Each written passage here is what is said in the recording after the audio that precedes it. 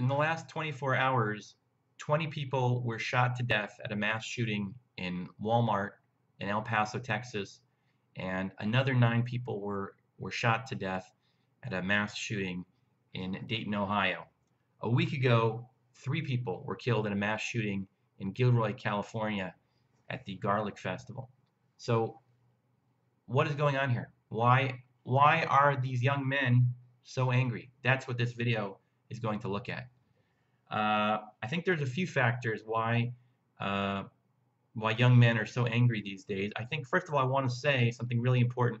There is absolutely no justification and no excuse for someone to take a gun and to shoot at a group of innocent people. There's absolutely no justification, and that's not what this video is about. This video is trying to look at why there are young men who are so angry and what maybe we can do about that. So I had a few ideas of why I believe that this is such an epidemic right now of angry young men. So, and I came up with 4 things. The first thing that I think is leading to this epidemic of anger among young men is actually the internet. And by the internet, I mean I'm including social media and smartphones in general. I think that today people are more disconnected than ever. Ironically, the devices that are supposed to be making us more connected, I think, has created a tremendous sense of alienation. Um, Studies have shown that people who use social media the most are more likely to be depressed. The suicide rate has actually skyrocketed for young people compared to what it was in the days before the internet and smartphones. And I think that, like I said, people feel very disconnected from each other, and people are lonely, and people feel angry and cut off. So that's number one. Um, Number two, I would say, is pornography. Ironically, pornography is something that people are drawn to, at least in theory, to make them um, feel better. But that's not usually what happens. Most people, after people who are regular consumers of pornography, develop a tremendous sense of shame. They feel deeply bad about what they're doing, and also watching pornography can cause people who watch it over time to feel worse about themselves. Sometimes people watching pornography might see all these different beautiful women that they can't have, and that might make them feel less than and inadequate. And also these guys, the men who are in pornography, who are having sex with all of these women, the guys who watch it might compare themselves to those guys and say, well, gee, maybe if I was like that, maybe then I would be able to get these beautiful women also.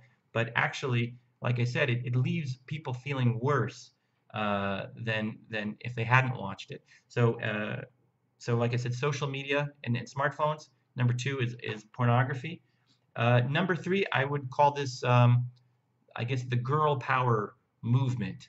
And all you have to do is walk into any um, clothing store or even a Walmart or anything like that, and look at all the T-shirts or pajamas in the girls section, and you have all these shirts that say "Girl Power," "Girls Rule the World," "My Squad is the best," all this kind of thing.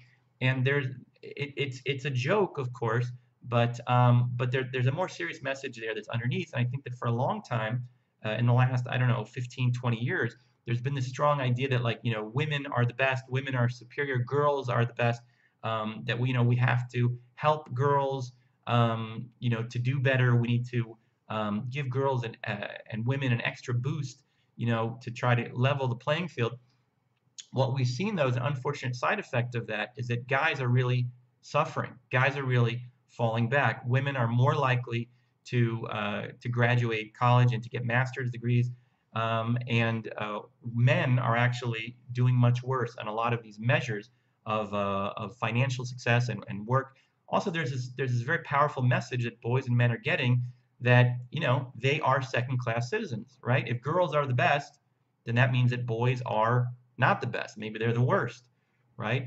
That on top of the fact that for years already in television and in popular culture, there's been this message that boys and men are actually either stupid or useless or both. I mean, look at Homer Simpson as sort of the prototypical bumbling idiot father, and you can see this though through history, even from for the last 20, 30 years of in sitcoms, and the dad is usually some kind of a bumbling, useless idiot. Sometimes he's sort of mildly humorous in his patheticness, and whereas the mom is sort of the symbol of power and intelligence and efficacy. And boys and men have internalized this, right? You see it also in all these commercials, right? Where the dad is, hopelessly has a hopelessly cold. He's up all night sneezing and coughing and runny nose, and here comes the wise mother with the NyQuil in her hand to make everything better. And somehow he couldn't figure out himself that that he could take a NyQuil also, that he needs this the woman in his life to come and sort of because he's so stupid, to show him the way out. So again, this is this message, or this whole thrust that men are sort of less than or worse than, and I'll add to that also this idea that men are oppressors, right? This strong sentiment that you hear people say that, well, if women ruled the world would be a better place, right? There would be less war, there would be less, I don't know, racism, discrimination, violence, right? That somehow women are more noble and kind-hearted than men, and that men are actually oppressors and victimizers. So if you're a young boy growing up with these messages, or even a young man, or even adult man, you're getting these messages for again and again and again, it makes you feel pretty awful. Like you start to believe it, like, gosh, maybe I really am awful, right? So that's the third thing. And then the fourth thing that I wanted to say is a possible thing that might be contributing to all this anger among young men is what I would call fatherlessness, basically not having a dad in your life. So for some people, this literally means not having a father, because there's a lot of people who are raised by single mothers, that are literally fatherless. There are other men, other people, kids who were raised by dads who may not be divorced, but they're not around, right? Either they're devoting all their time to their work, or with there being so much use of technology and smartphones, kids have to compete with the devices for their parents' time, and the fathers in particular with work are not around for the kids, and the kids really growing up without their dads. This is another thing which causes a lot of young men to grow up not really feeling a sense of what it means to be a man. They don't feel necessarily accepted by other men. They have a lot of confusion about what it means to be a man, and a lot of negative feelings about themselves. And I believe that all of these things are possibly and likely contributing to this, why we have this epidemic. It seems like an epidemic of mass shooters, and it's always these sort of young men. As an interesting side point, you'll notice that these guys almost never have a girlfriend, right? These are guys usually, the description is always like, he was such a loner, he didn't have any friends. It's worth mentioning also that these are guys who usually often feel very rejected by women, and just to sort of, how that fits into all the things that I mentioned above as well.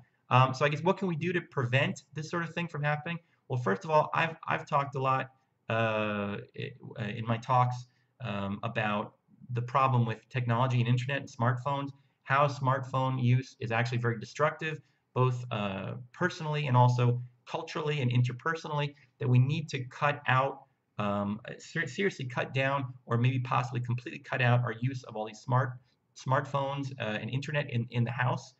We need to be able to spend time with our kids, our daughters and our sons, but we absolutely need to make our kids feel that they're special, that they're valuable, and that fathers need to be a part of their kids' lives. If a father is working all the time to pay the bills, obviously money is very important, but he needs to find a way to be there for his kids. So, and if that means finding a different job that allows him to be a father for his kids, it's not enough to just be a sperm donor or a biological father. You have to actually raise your kids. Your daughters need you, and your sons need you. So I would say that those things all of those things will help to build stronger, healthier, happier men who are less likely to go and commit these horrible crimes in the future. Okay, so if you like this video, please hit like and feel free to hit subscribe if you'd like to hear some more videos like this. Also, if you have any feedback or any comments, please put them in the comments below. Thanks for watching.